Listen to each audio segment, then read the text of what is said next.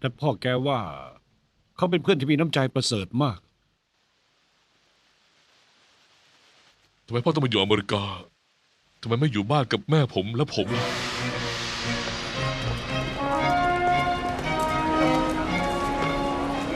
ตอนนี้ฉันกับแม่แกนั่งเรือมาหาเขาที่อเมริกา ตอนนั้นแม่แกตั้งท้องได้4 เดือนแล้ว รถลากไหมครับรถลากสิ่งนะครับทำไฟนะครับรถลากรถลากไหมครับ อ้าวเวลคัมทูอเมริกาคนจีนหรือเปล่าครับ ใช่ครับ จะไปไหนครับเนี่ย คือเราอยากได้ที่พักก่อนน่ะเอาที่มันดีหน่อยแต่ราคา ดี ถูก และถูกไม่มีปัญหาเชิญครับเชิญ อ๋อ เชิญขึ้นมาเลยครับเชิญครับเชิญครับทางนี้ครับขึ้นรถเลยครับ ระวังนะครับ ขอบคุณค่ะ ไปแล้วครับ ปล่อยมาตั้งนานไม่เห็นมีใครมาโอ้ที่รักมาแล้วเลย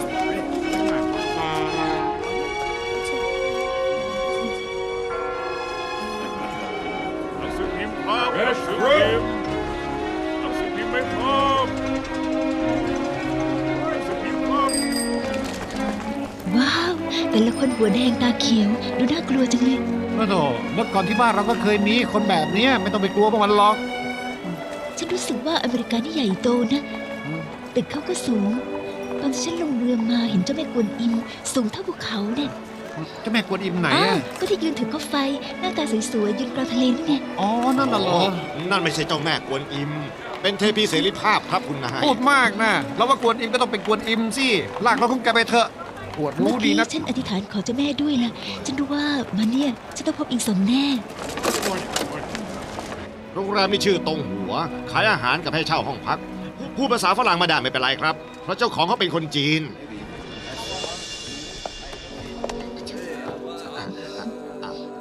ขอบคุณมากนะครับเจ้าแกขอบคุณครับ ครับไม่เป็นไรครับเดินดีๆครับ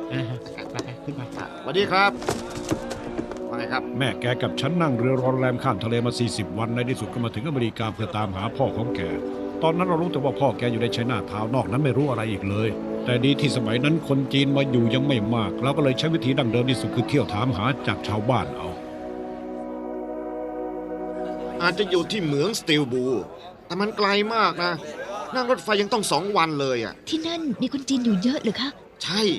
ไปเป็นคนงาน แต่พูดถึงคนงานจีนที่นั่นแล้วน่าสงสารนะ พวกฝรั่งเลี้ยงดูพวกเขาอย่างกับทาส เอ๊ะ แล้วมีญาติไปเป็นทาสอยู่ที่นั่นนะ สามีคะ มาที่นี่ตั้ง4 เดือนแล้ว เท่าแก่คุณช่วยสืบหน่อยได้ไหมคะว่าที่นั่นมีคนชื่อหัวอิงสงหรือเปล่า หัวอิงสงเหรอ ทำไมเท่าแกต้องตาเหลือกด้วยเท่าแกรู้จักเขาเหรอใช่เปล่าอ่ะ อ๋อ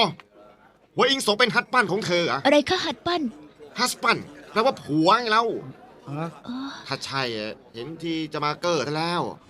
คือเราไม่เข้าใจนะครับเท่าแก เดี๋ยวนะ เดี๋ยวจะเอาอะไรให้ดู นี่ไง อิงสง ใช่เขา อย่าเสียงดังไป ฝรั่งแถวนี้มันพอจะรู้ภาษาจีนอยู่บ้าง เกิดเรื่องอะไรกับอิงสงเหรอคะ เขาอะไปฆ่าฝรั่งตาย เพราะทนเห็นคนจีนถูกรังแกไม่ได้ นี่ทางการตั้งรางวัลนำจับตั้ง1,000 เหรียญนะ แล้วตอนนี้เขาเป็นยังไงบ้าง เฮ้ย พวกเราคนจีนก็ต้องช่วยคนจีนด้วยกันอยู่แล้ว ผมถึงไม่ยอมเอาโปสเตอร์นี้ออกไปแปะไง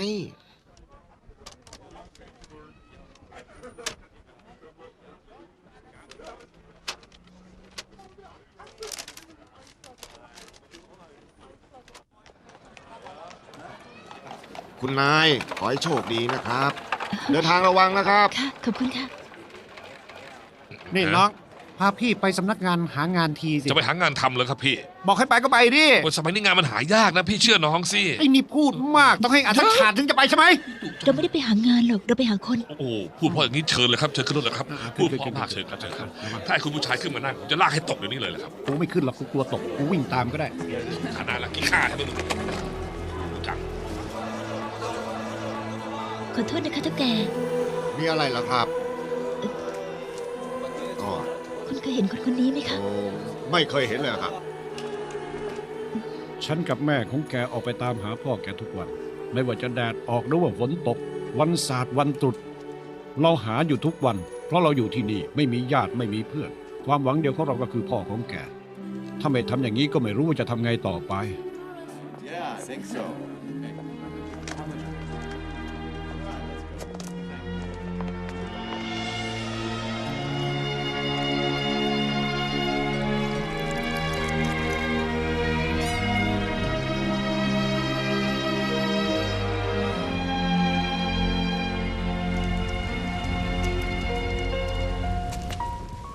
ข้างนอกฝนกำลังตกนะ เธอจะออกไปทำไมอ่ะ เห็นป้าแปดแม่ครัวเล่าว่าทางเหนือมีอำเภอเล็กๆ มีคนจีนทำงานอยู่ที่นั่นเยอะ ฉันอยากจะไปดูหน่อย เธอน่ะท้องแก่มากแล้วนะ อย่าไปไหนไกลนักเลยนะ โอ้ เอาแหวกไปยังไงจะบ้าหรือไงวะ เร็วๆรีบไปเร็วๆเขาปวดท้องเร็วๆไปรีบไปเร็วๆ ตัดหน้าเฉยเลย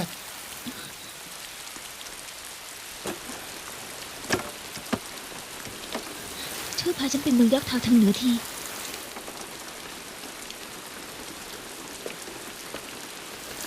เฮ้ยบัวยืนบื้ออยู่ทำไมอ่ะหรือว่าต้องโดนสักฉาดหนึ่งถึงจะเดินต่ออะเฮ้ยอ้าวไม่ถือไม่อือเลยเว้ยเป็นบ้าเปล่าโอ้โหช่วงข่าวมีพิษมากเฮ้ยไม่ใช่โอ้โหอิงสองอ่ะเขาอยู่นี่เขาคืออิงสองอ่ะจำคางได้ เปิดที่เปิดเลย นั่นใช่แล้ว โอ้จมูกตาคิ้ว ใช่เลย อิงสง เจออยู่ โอ้ ฉันตามหาเธอแทบแย่ฉันคิดถึงเธอมากเลยอิงสง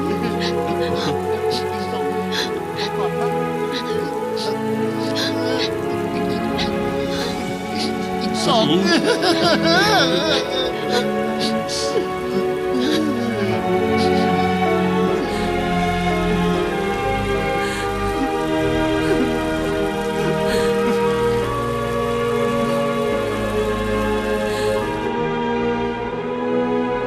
นับว่าสวรรค์ยังเมตตา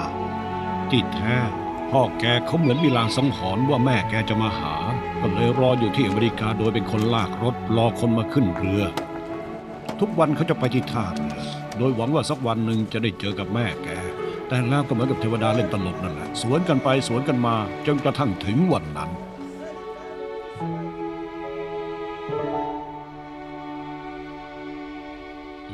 แปลกจังทำไมเสียงหัวใจเต้นสองเสียงแล้วเนี่ย ก็เสียงหนึ่งหัวใจฉันเสียงหนึ่งหัวใจลูกไงโง่จัง เอ๊ะดูเหมือนลูกเตะฉันน่ะตรงเนี้ย เธอพาฉันออกไปเดินเล่นดีกว่า เออได้จ้ะ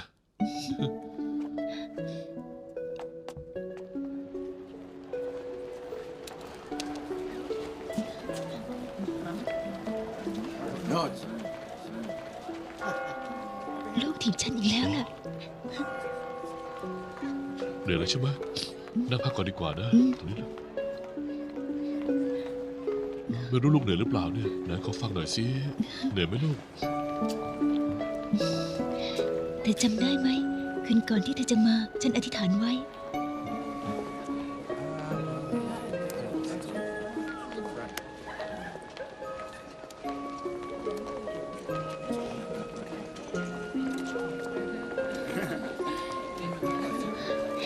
คำอธิษฐานศักดิ์สิทธิ์จังเลย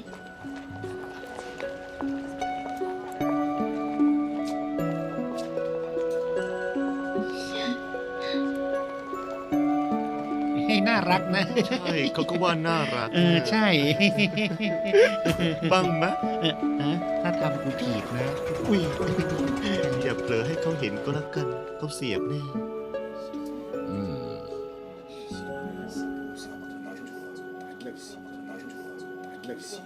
สงสัยว่าเด็กในท้องคุณเนี่ย ว่าไงครับหมอ เป็นลูกแฝด เออ ยินดีด้วยนะครับ เดี๋ยวผมจะจัดยาบำรุงคันให้ก่อนแล้วกันนะ โอเคเตรียมตัวนะครับ อยู่นิ่งๆนะครับนาทีเดียวเองครับ เอาละครับจะถ่ายแล้วนะครับเชฟขอบคุณมากครับถ่ายแล้วครับไม่รู้ติดหรือเปล่า อุ๊ยแสงดูดวิญญาณกลัว สนู อะฮะ มาสิมาถ่ายด้วยกัน นะ นะ ไม่เอา สิ ฉันกลัวโดนดูดวิญญาณ มาเถอะนะ แสงมันแวบๆ ไม่มีหรอก มาถ่ายด้วยกัน ฟ้าแล้วกลัว ไม่ต้อง ไม่ ก เอา ลัว ไม่เอา เอาละครับ โอเคนะครับ วันเดือนปี อ่ะมันขอวันเดือนปีเกิดด้วย นี่เจนสงแกรู้ไหมตั้งแต่ฉันเกิดมาเนี่ยนะฉันเพิ่งจะถ่ายรูปครั้งนั้นก็เป็นครั้งแรกอะมาถ่ายที่ร้านถ่ายรูปนี่แหละ ตอนแรกฉันก็ไม่ยอมถ่ายหรอกเพราะว่าคนโบราณเขาเคยบอกไว้ไอ้ไฟนั่นพอแวบขึ้นมาวิญญาณก็จะออกจากร่างเลย แต่ว่าทีเนี้ยพ่อกับแม่แกเนี่ยดิลากฉันไปถ่ายด้วย ตอนนั้นฉันกลัวแทบตาย ไม่รู้ว่าตอนนี้มันเก็บรูปของอาไว้หรือเปล่าสิ โอ้โหเด็กโง่เอ้ยมันจะไปเหลืออะไรเล่ามันผ่านมาตั้งนานแล้วนี่ ตอนนี้ร้านถ่ายรูปนั้นก็เจ๊งไปเรียบร้อยแล้วด้วย มันปิดไปแล้วเขาเขียนว่า the close แกรู้สึกแปลกๆไหมเหมือนมีคนสะกดรอยตามเรายังไงอย่างนั้นเลย ผมก็รู้สึกตั้งแต่ออกจากหลุมศพแม่มาแล้วเอาไงดีครับอา ก็จับตัวมันออกมาที่ ผมก็ว่าอย่างนั้นแหละเอาเลย เอาเลย นี่เอาเลย โอ้โหวิ่งอะไรมาพาแถวเนี้ยมาทอด เฮ้ยอ๋อ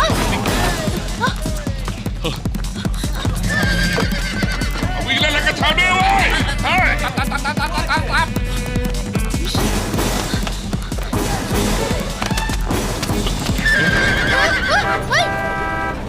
บให้ได้นะจับให้ได้ เฮ้ย โอ้โหโทษทีโทษที เป็นอย่างนี้เหยียบหน้าไอ้เลยดีไหม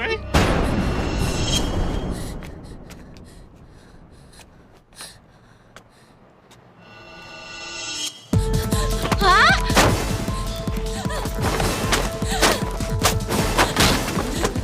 อ้าก็อย่านะ เธอเป็นใครเนี่ย แล้วทำไมสะกดรอยตามเรามาตั้งหลายวันเพราะอะไรเหรอ อาสหนู พี่เจสง พี่เจสงเหรอใครพี่น้องกับเธอ ฉันว่าฉันดูเขาไม่ผิดหรอก ฉันชื่อสืออ้าว พ่อฉันให้มาพาพวกพี่ไปพบพ่อเนี่ย แล้วพ่อเธอเป็นใครอ่ะ พ่อฉันชื่อกุยผู ลูกเป็นอากาศตั๊กแตนนั่นน่ะเหรอ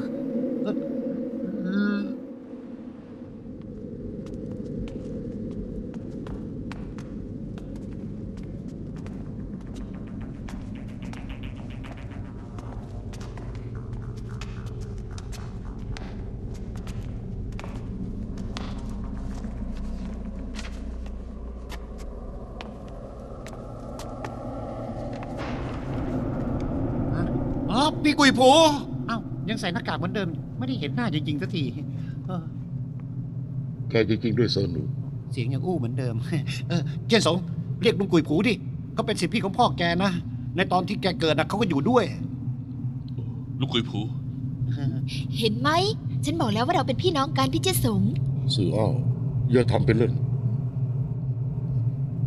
ในขอลุงดูหน้าชัดๆสิ ลูกชายของอีสงหน่วยก้านดีเหมาะจะฝึกวิทยายุทธ์ พี่กุยผูแล้วทำไมพี่ถึงมาอยู่นี่อ่ะ หลังจากที่พ่อแม่ของเจียนสงได้กลับมาเจอกัน ช่วงเวลานั้นเป็นช่วงเวลาที่มีความสุขมากที่สุด แต่เสียดายว่า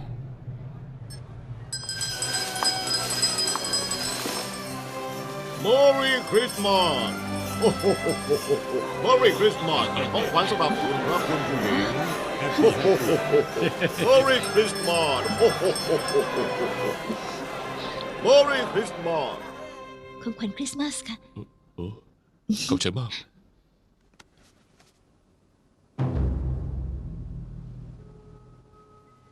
ฉันรับบัญชาอาจารย์ให้ตามหาอีสงที่อเมริกา แต่เพราะเขาต้องคดีเข้าก็เลยต้องหลบอยู่ในชัยนาทาวน์ปีนั้นคริสต์มาสฉันตามตัวเขาเจอที่โรงแรมตรงหัว ตอนนั้นอาจารย์เราท่านจินอ้าวกำลังจะประลองกับศิษย์ผู้น้อง ฉันเลยคิดว่าอิงสงอาจช่วยอาจารย์ได้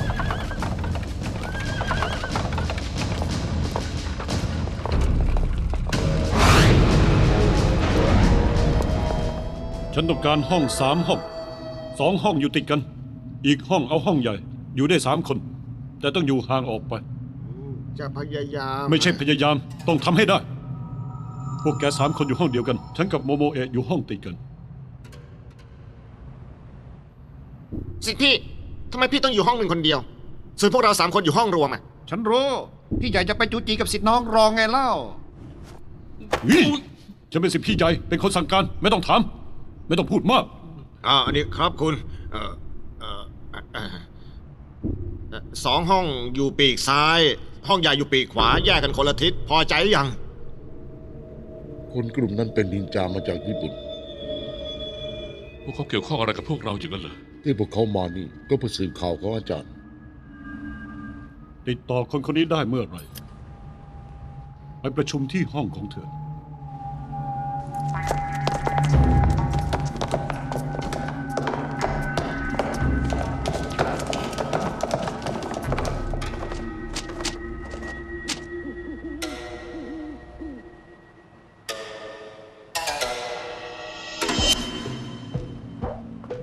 ที่จริงจินอ้าวมีลูกศิษย์2 คน คนหนึ่งชื่อว่ากุยผู กุยผูน่ะทำตัวลึกลับ ตามหาตัวยากมาก ส่วนหัวอิงสงที่จริง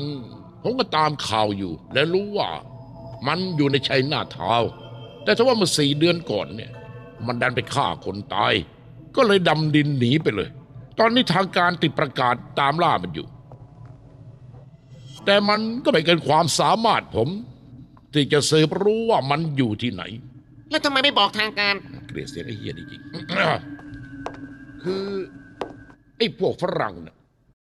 มันให้รางวัลแค่$1,000 แต่ถ้าผมเอาข่าวนี้ มาขายให้พวกท่านจินทาโร่แล้วก็ ผมว่ารางวัลที่ผมจะได้มันน่าจะมากกว่านั้น อาจารย์มีคำสั่ง จะต้องหาตัวจินอ้าวกับลูกศิษย์ให้เจอ เจียนหูยี่แกไม่ต้องพูดมาก บอกราคามาเลย โอ้จริงใจอย่างนี้ชอบค้าขายกับชาวญี่ปุ่นมันก็ดีอย่างนี้แหละ ไม่เหมือนไอ้พวกฝรั่งมันงี่เง่า ที่จริงถ้าผมเป็นหัวอิงสงผมจะนั่งเรือแล้วกลับไปเมืองจีนซะแต่นี่มันกลับไปกบดานอยู่ในชัยนาทาวน์นี่ความจริงหัวอิงสงมันซ่อนตัวอยู่ในโรงแรมตรงหัว ที่เดียวกับคุณนี่แหละ สิพี่อย่าเพิ่ง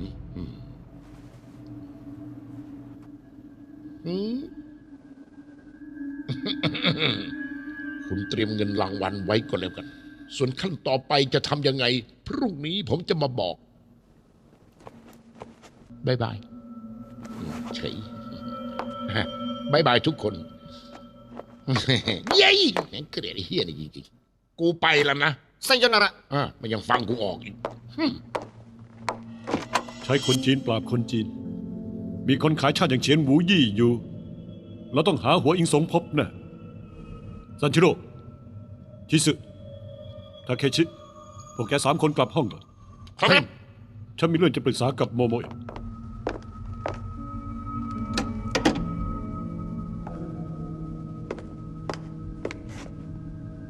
โมโมะอาจารย์รับปากว่า ถ้างานนี้สำเร็จ เราจะได้แต่งงานกัน ใครบอกจะแต่งงานกับพี่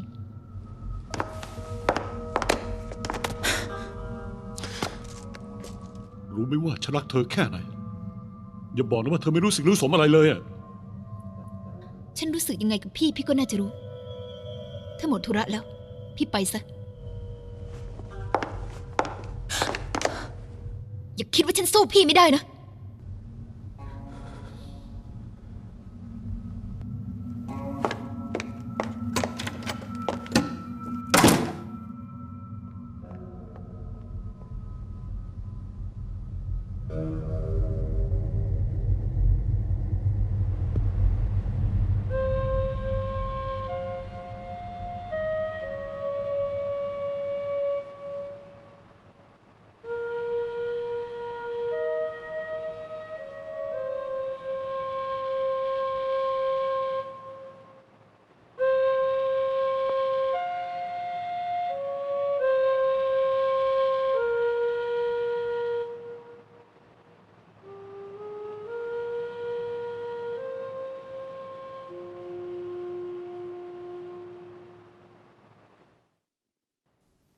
วันรุ่งขึ้นเราคิดจะเป็นฝ่ายชิงลงมือ เราสะกดรอยนินจาทั้ง5แต่ไม่นึกเลยพวกมันกลับหายกันไปหมด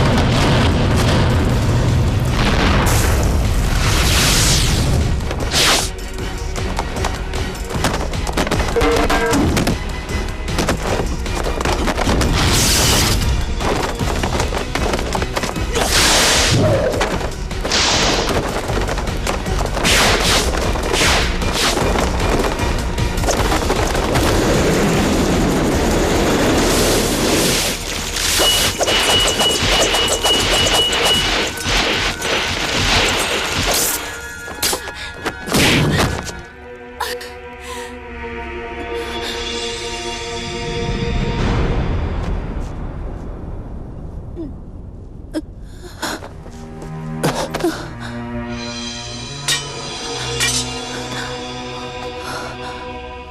โทษนะ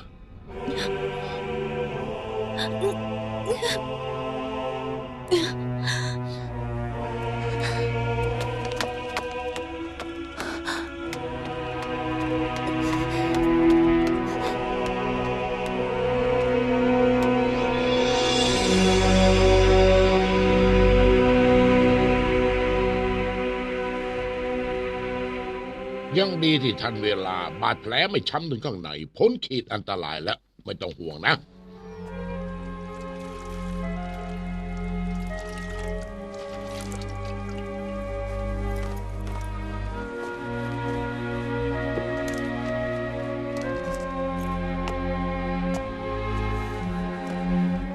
บอกครับ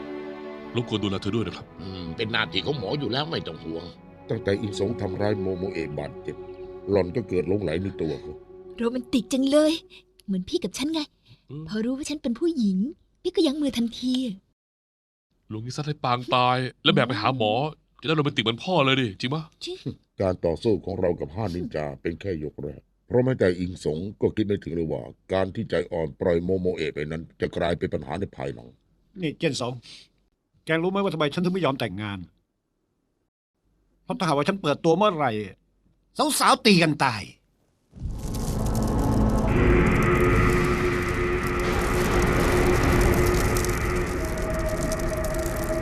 สาเหตุที่เราล้มเหลวครั้งนี้ เพราะประเมินฝีมือของฝ่ายตรงข้ามต่ำไป โดยเฉพาะหัวอิงสง ฉันรอดตายมาได้ก็นับว่าบุญแล้ว ฉันอยากกลับญี่ปุ่น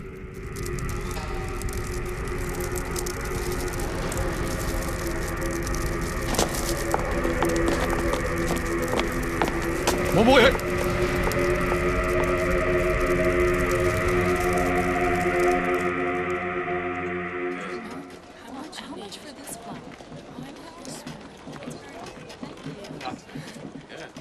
เชิญเลยครับ เชิญข้างในเลยครับ เชิญครับ โต๊ะยังว่างอีกเยอะครับ เชิญครับ เชิญครับ ฉันไม่ได้ดูในร้านเลย วันนั้นบอกว่าโต๊ะว่างใครยืนกินตลอด อ๋อแกล้งขั้นนะมันไส้มานาน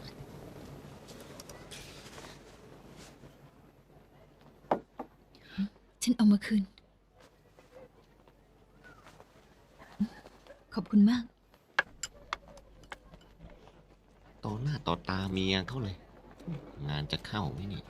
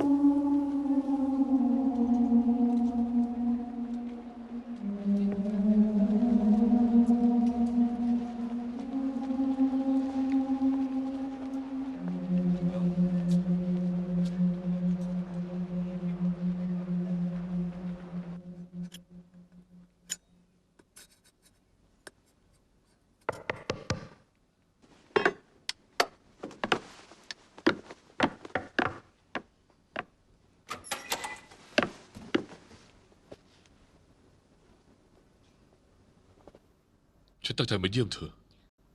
คุณรู้ได้ยังไงว่าฉันพักที่นี่ แล้วอาการเธอเป็นยังไงบ้าง ตอนนี้ดีขึ้นแล้ว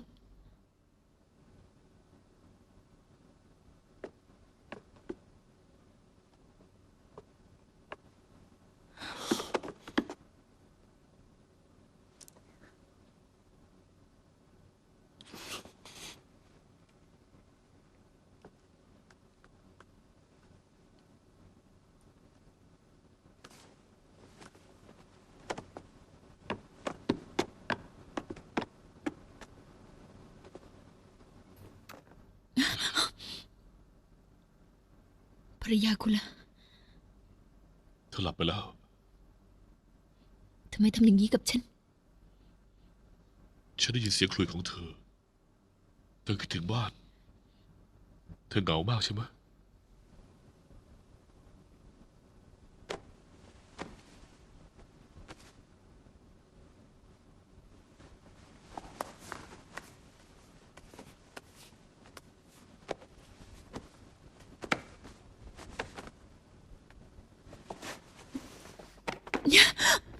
พี่ไม่ใช่หัวอิงสงต่ำช้าใช้วิธีแปลงโฉมมาหลอกฉัน ที่ฉันทำเพราะไม่มีทางเลือก เธอก็รู้นี่ ว่าฉันรักเธอมากแค่ไหนทำไมเธอปฏิเสธฉัน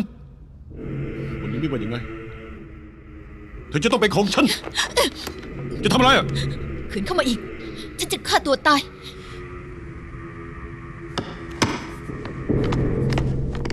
ทำไมถึงเป็นมัน ทำไมต้องเป็นหัวอิงสงด้วย มันก็แค่คนจีนคนหนึ่งแทนจะเป็นลูกศิษย์ของจินอ้าวทำไมเธอถึงเลือกเขา เพราะพี่สู้เขาไม่ได้เลย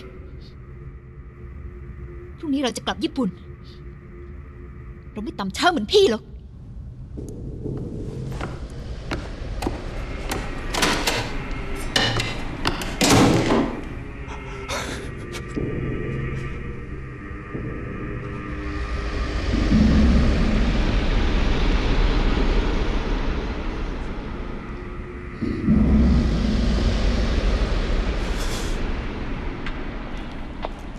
แม้อินสงจะไม่ใช่คนงานในเมืองสตีนบูร์กแต่เขาก็เป็นห่วงเพื่อนร่วมชาติที่ถูกทารุณที่นั่น แล้วก็เลยคิดจะตามเฉียนหมูยี่บอกตามตรงที่ห้านินจามาตามหาอาจารย์นั้น เราไม่คิดว่าพวกมันจะทำอะไรอาจารย์ได้วายผีตะกแตนหลอกจุ๊บ เราแค่อยากรู้ความเป็นไป ในเมืองสตีบู เออเราเป็นคนจีนเหมือนกัน ก็ต้องช่วยเหลือกันอยู่แล้ว มีอะไรเชิญสั่งมาได้เลย เดี๋ยวผมจัดการให้รับรองได้ เชื่อเขานะ หน้ามันไม่เชื่อถือ ดูสิตัวเอง ไข่นี่แดงแดง ถอดหลอกออก แล้วก็บัว พูดซะกูไม่น่ากินเลยกูจะอ้วก อุ้ยน้ำลายตัวเองติดเขากินละ ดูมันทำไปได้ เป็นไรเหรอ ปวดท้อง ฮะจะคลอดแล้วเหรอรู้จะคลอดแล้วมั้ง รีบไปตามหมอตำยามาก่อนเลย ได้ๆๆ เข้าแล้ว จะไปเดี๋ยวนี้แหละ รีบไป หมอหมอหมอ เดี๋ยวฉันจะพาเธอเข้าไปเองระวังนะ ระวังค่อยๆช้าๆ คุณนายหัวทำตัวสบายๆ อย่าเกรงนะคะ ดีผ่อนคลายไว้ ไม่เป็นไรหรอกค่ะ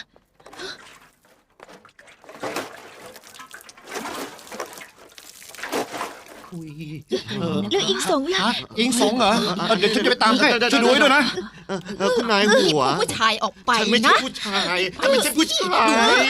อย่ามาสลับเพศฉันสิ เอาละคุณนายหัว เดี๋ยวก็จะสบายแล้วนะคะ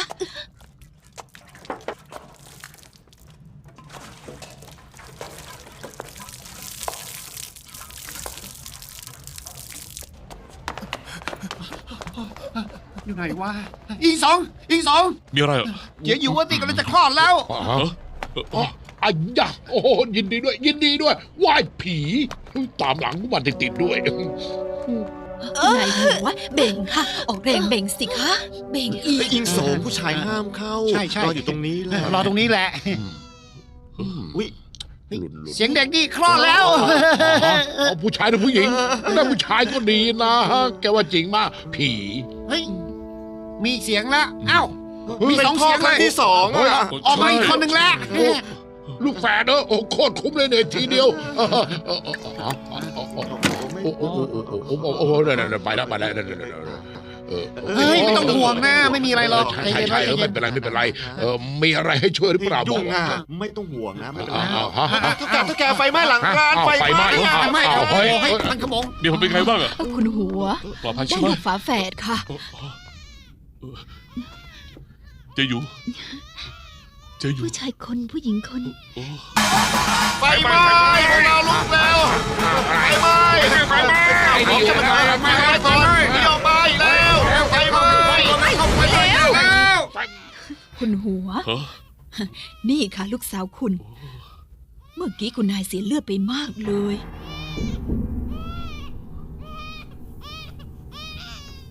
เจอยู่ ไม่เป็นไรนะไม่ต้องกลัว ไฟจะลามมาแล้ว นี่เธออุ้มเด็กออกไปก่อนนะ เร็วเข้าไปพาตัวก็ไปด้วยสิ อิงสง คุณอุ้มเมียคุณลงไปนะ เร็วเข้า สนุก เร็วสิ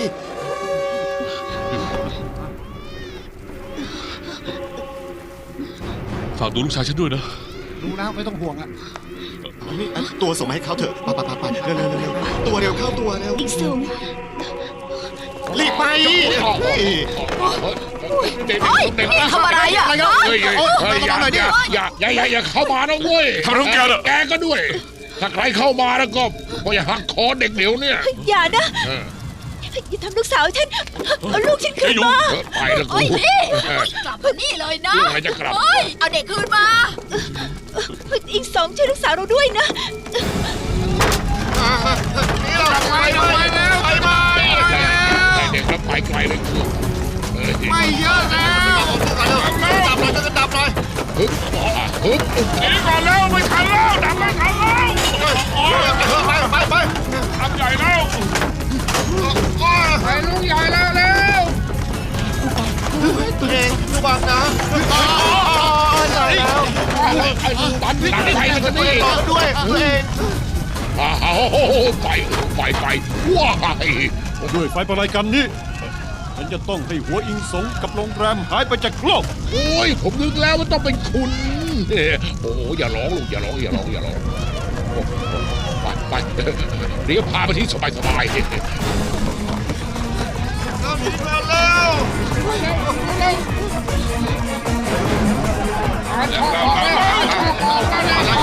่แล้วไปช่วยอยู่เราเต้นเนี่ย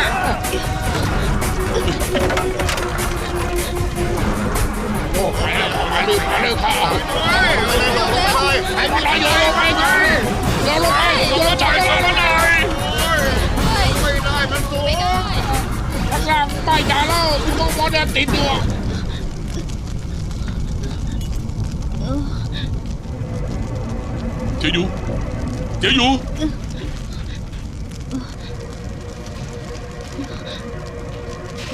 อีกสองลูกสาวของเรา เธอไม่ต้องห่วงนะจะต้องช่วยลูกกลับมาแน่จำไว้นะคริสต์มาสปีหน้าเรากับลูกๆจะฉลองพร้อมกัน อีสอง เธอช่วยฉันนะ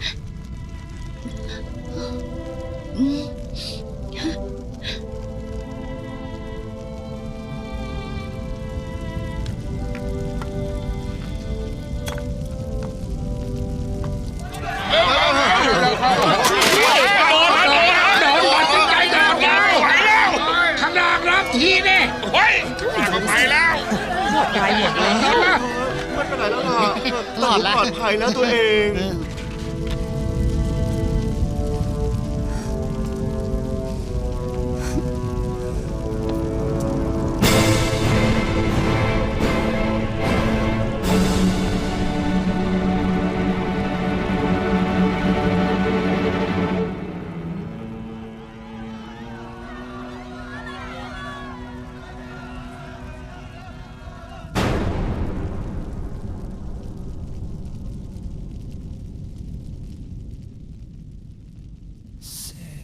頭會枯爛，落花去有還，我已經生你慣。 อ๋ออีกสองออกมาแล้ว เหรอ อีกสองเป็นไงบ้าง 變難。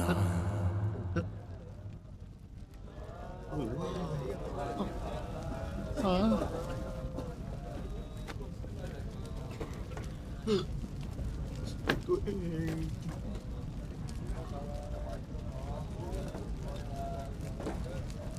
結月，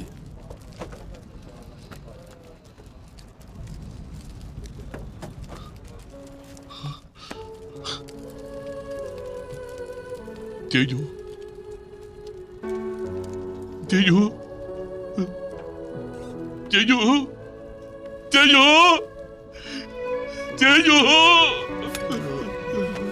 เจอยู่เจอยู่เจอยู่ จะอ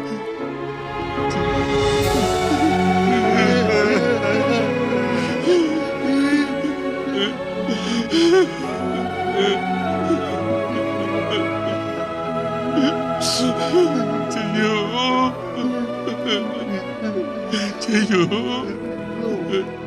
จะอยู่จะอยู่ที่สัญญาว่าฉันจะตามหาลูกสาวเราคืนมาให้ได้จะอยู่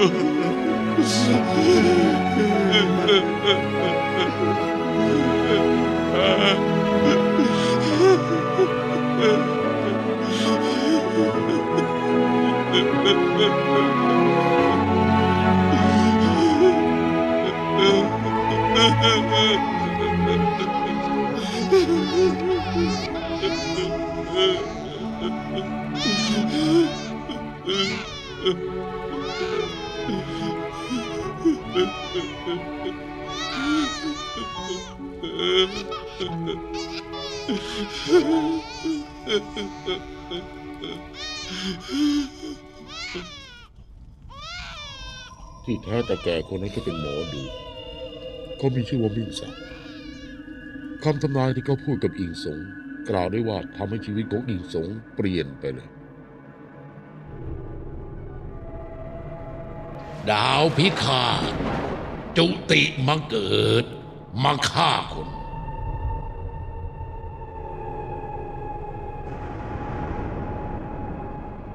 ดวงของเจ้าไม่เหมือนกับดวงของคนทั่วไป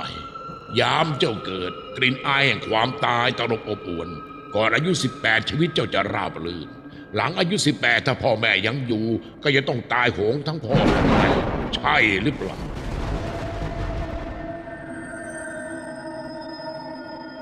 ดวงของเจ้าเนี่ยนะมันจะต้องอยู่คนเดียวห่างไกลลูกหลานเพราะญาติมิตรคนใดที่อยู่ใกล้เจ้าจะต้องตายโหงหรือไม่ก็มีอันเป็นไปเพราะเจ้าเป็นดาวพิฆาตมาเกิด